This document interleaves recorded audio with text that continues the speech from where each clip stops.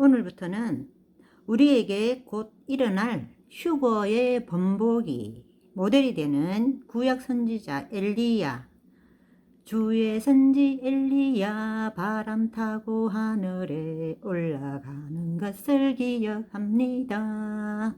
네, 불의 선지자 엘리야의 삶과 회오리 바람으로 하늘에 올라가는 승천, 휴거 사건까지를 이야기 나누어 보도록 하겠습니다.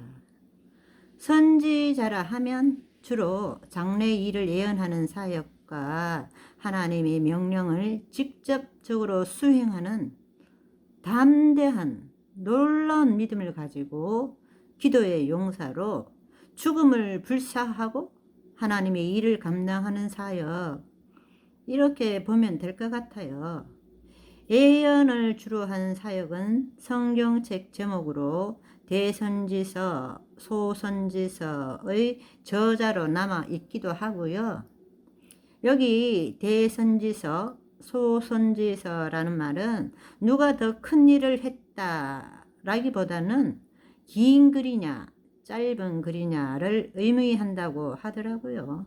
그러니까 선지자들은 누가 크다 작다 이렇게 우열을 가르는 것은 아니고요. 하나님이 각자에게 맡겨주신 일을 완수했느냐, 주신 사명을 100% 아낌없이 감당했느냐에 따라 선지자라 불리울 수도 있고 악하고 게으른 종이 될 수도 있겠네요. 엘리야는 모세와 함께 구약을 대표하는 인물인데요. 모세는 율법의 상징, 엘리야는 선지자의 상징이라 보시면 무난할 듯 합니다. 그래서 성경에 나와 있는 모든 말씀은 반드시 이루어진다. 성경은 진리이며 진실, 사실적이다. 성경은 정확무어한 하나님의 말씀이라는 증명이 예수님의 변화산상, 몸의 변형 사건이라고 봅니다. 구약에 예언되어 있는 예수님의 초림이 신약에 이루어졌고, 구약, 신약 성경의 예수님의 재림, 심판, 천년왕국, 새하늘과 새 땅, 지옥 불못 등 성경에 기록된 하나님의 말씀은 반드시 이루어진다는 것이고요. 이 모든 것을 확증할 수 있게 변화산에서 예수님 몸의 변형 사건이 있을 때 육신의 죽음을 경험한 모세와, 여기 모세도 뭐 죽었다, 휴거되었다 여러 말이 있는데요. 일단 유다서에 보면 모세의 시체에 관하여 라는 말이 나오는 걸로 봐서는 시체라면 죽어있는 육신을 말하는 거잖아요.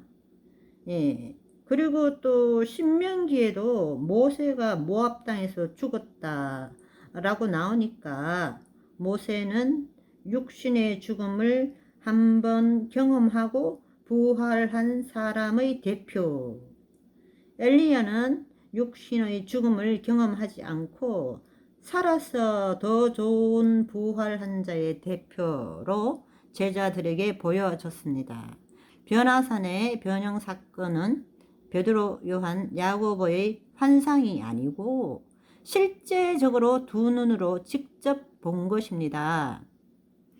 새하늘 새 땅, 저 천국에 있는 사람의 모습은 시공간 초월한 모습, 얼굴이 해같이 빛나고 옷이 빛과 같이 휘어진 모습, 장차 일어날 일에 대하여 의논하는 모습. 누가복음 9장 29절에서 32절. 기도하실 때에 용모가 변화되고 그 옷이 휘어져 광채가 나더라. 문득 두 사람이 예수와 함께 말하니 이는 모세와 엘리야라. 영광 중에 나타나서 장차 예수께서 예루살렘에서 별세하실 것을 말할세. 이렇게 예수님께서 초자연적 모습으로 메시아 되심을 인정받는 사건이 일어났는데요. 모세는 주전 1500여 년 전 사람이고 엘리야는 주전 800에서 900년 전 사람인데 같은 시간, 같은 공간에 나타났어요. 그래서 여기에서 사람은 영원히 사는 존재이다 라는 것을 알 수 있고요. 오직 하나님을 위하여 삶을 지낸 사람들의 영화로운 모습을 보게 됐고요. 일단 성경이 나타난 엘리야의 생애에 앞서 예수님이 말씀하신 엘리야, 신약에서는 엘리야에 대하여 어떻게 이야기하느냐를 먼저 살펴보도록 할게요.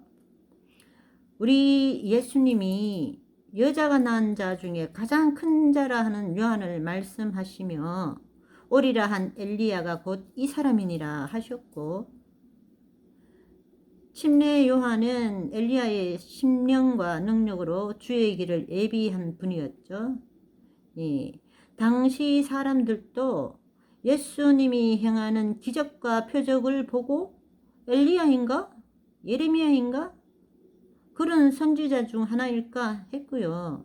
그러니까 엘리야가 얼마나 대단한 사람인가, 얼마나 능력의 선지자인가를 잘 말해주고 있습니다.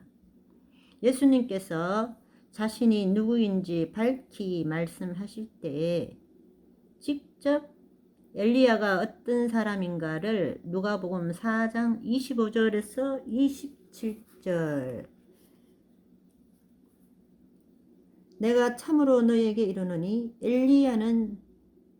엘리야 시대에 하늘이 3년 6개월간 닫히어 온 땅에 큰 흉년이 들었을 때에 이스라엘에 많은 과부가 있었으되 엘리야가 그 중 한 사람에게도 보내심을 받지 않고 오직 시돈 땅에 있는 사렙다의 한 과부에게 뿐이었으며, 또 선지자 엘리사 때에 이스라엘에 많은 나병 환자가 있었으되 그 중에 한 사람도 깨끗함을 얻지 못하고 오직 수리아 사람 나만 뿐이었느니라.